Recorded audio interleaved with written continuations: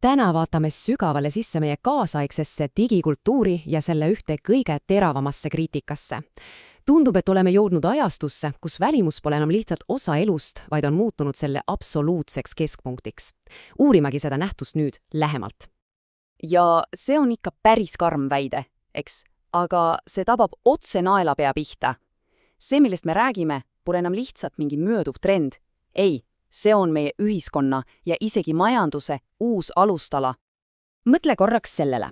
Meie ühiskond on hakanud toimima nagu hiiglaslik peeglisaal. Kõik vaatavad, aga keegi ei näe tegelikult mitte midagi. Me oleme loonud endale reaalsuse, kus see digitaalne kuvand on muutunud olulisemaks kui päriselu ise. Ja teate, see kõik ei ole mingi juhus. Selle taga on täiesti toimiv süsteem. Vaatamegi nüüd, kuidas see uus pinnapealsuse kultuur toimib, lausa majandusena. Mida see siis tähendab? Põhimõtteliselt seda, et sinu välimusest ja selle esitlemisest on saanud kaup.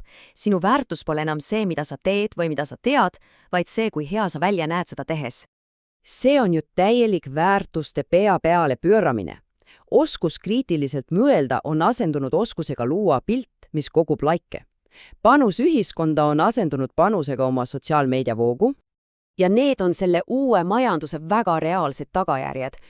See muudab meie laste unistusi ja defineerib täielikult ümber selle, mida me ühiskonnana üldse väärtustame. Iga hetke elata enam läbi, vaid seda toodetakse sisuna.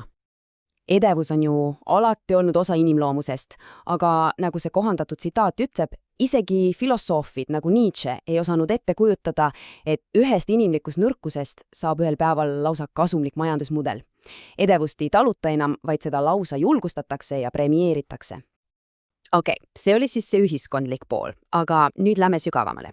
Vaatame, mida see kõik teeb meiega, meie endiga, seespoolt. Sest see pole ainult ühiskondlik muutus, see on psühholoogiline rünnak igaühe vastu. Kujutage ette, et kogu teie vaimne energia, kõik see, mida te võiksite kasutada õppimiseks, loomiseks, pärissuheteks, see kõik imetakse lihtsalt ühte suurde musta auku. Ja selle augu nimi on mure oma välimuse pärast. See ongi see kognitiivne musta auk. Nii meid tõmmataksegi sõltuvust tekitavasse ahelasse. See on lõputu jaht heakskiidule, mis tegelikult ainult süvendab seda sama ebakindlust, mida see justkui leevendada püüab. Ja siin ongi asja kurb tuum. Me ajame lootusetult segamini digitaalse heakskiidu ja päris isikliku väärtuse. Me ehitame endale identiteete, millel puudub sisu, mis ripuvad täielikult teiste arvamuse küljes. See on vana tarkus, aga siin on konks. Bonhoeffer rääkis ilmselt rumalusest, mida inimesed ei vali. Aga mis siis, kui meil on tegemist uut tüüpi täiesti tahtliku rumalusega? Rumalusega, mille inimesed valivad teadlikult, et vältida kriitilise mõtlemise ebamugavust. Ja see viib meid järgmise küsimuseni. Miks see süsteem tegelikult lausa karistab sügavat mõtlemist? Miks on intelligentsusest saamas justkui oht? Mõelge sellele. Meil on juurdepääs kogu inimkonna teadmistele, sõna otseses mõttes meie taskus. Aga milleks me seda potentsiaali kasutame? Enamasti tühisuste jaoks. See on lihtsalt monumentaalne raiskamine. Huvitavaks, kuidas intelligentsusega seotud omadused on ümber raamitud millekski sotsiaalselt ebasoovitavaks. Tark olemine on muutunud lihtsalt ebamugavaks. Ja siit koorub välja üks päris sünge mõte. Kui inimesed on ametis oma selfide ja filtritega, siis neil pole aega ega energiat küsida sügavamaid küsimusi ühiskonna kohta. See hoiab rahva tähelepanu kenasti tühisustel. Inimesed tunnevad, et midagi on valesti. Ärevus ja depressioon on laialt levinud. Aga süsteem on neid õpetanud suunama selle ärevuse kosmeetilistesse lahendustesse, mitte otsima päris muutusi. See peegeldab meie aega ideaalselt. See surve sulanduda esteetilisse karja on lihtsalt meeletu. On palju lihtsam olla populaarne, kui et sul oleks õigus. Ja see viib meid paratamatult lõppjärelduseni.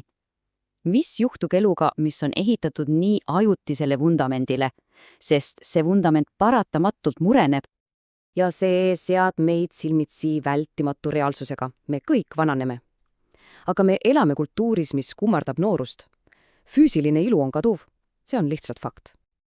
Ja see ongi selle identiteedi jõhker ja vältimatu trajektooria. Noorena on su välimuspõhinene väärtus tipus, keskeas see hakkab paratamatult langema ja vanaduses siis saabubki see eksistentsiaalne tühjus. See vastus on päris hirmutav. Alles ei jää mingeid reaalseid oskusi, ei mingit tarkust ega sisemist jõudu.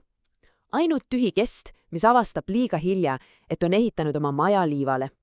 Ja see ongi selle kultuurinähtuse kõige traagilisem paradoks. Keskendudes välisele pildile jäi sisimine mina täielikult avastamata. Lõpuks oled sa ise endale võõras. Ja lõpetuseks jätan teid mõtlema sellele otsesele ja provokatiivsele küsimusele. Tehke endaga väike aus arvutus. Mitu tundi päevas kulub välimusele ja mitu tundi oma mõistuse päris arendamisele? See on valik, mille me kõik, iga päev, teeme. Sisu või välimus?